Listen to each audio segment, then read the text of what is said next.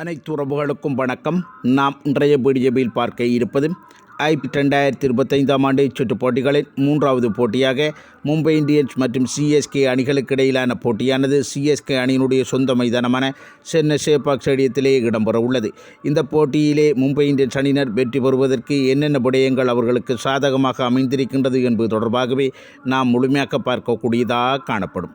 அதன் அடிப்படையில் பார்க்கின்ற சந்தர்ப்பத்தில் மும்பை இந்தியன்ஸ் அணியினருக்கு மிகப்பெரிய ஒரு சாதகமான தன்மையாக கடந்த கால பெறுவர்கள் அமைந்திருக்கின்றது. ஏனென்று பார்க்கின்ற சந்தர்ப்பத்தில் கடந்த காலங்களிலே இந்த சிஎஸ்கே மற்றும் மும்பை இந்தியன்ஸ் ஆகிய இரண்டு அணிகளும் இதுவரை ஒன்றுடன் ஒன்று 39 போட்டிகளிலே விளையாடியிருக்கின்றார்கள்.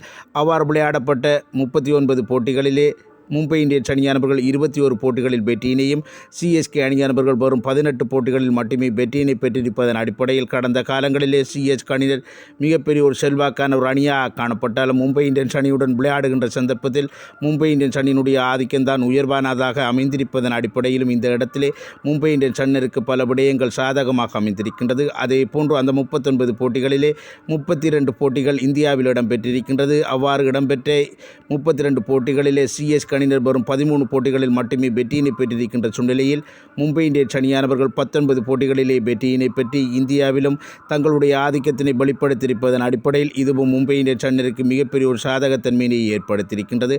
அதே போன்று இந்த போட்டி நடைபெறுகின்ற மைதானம் சிஎஸ்கே அணியினுடைய சொந்த மைதானமாக காணப்பட்டாலும் அந்த மைதானத்திலே சிஎஸ்கே அணியினர் அனைத்து அணிகளுக்கு எதிராகவும் மிகச்சிறந்த ஒரு வெற்றி சதவீதத்தினை வைத்திருந்தாலும் இந்த மும்பை இந்தியன்ஸ் அணியினர் சிஎஸ்கே அணியினருக்கு எதிராக மிகச்சிறந்த ஒரு வெற்றி சதவீதத்தினை வைத்திருப்பதன் அடிப்படையில் அதுவும் இந்த மும்பை இந்தியன்ஸ் அணியினருக்கு ஒரு சாதகமான தன்மையை ஏற்படுத்தியிருக்கின்றது.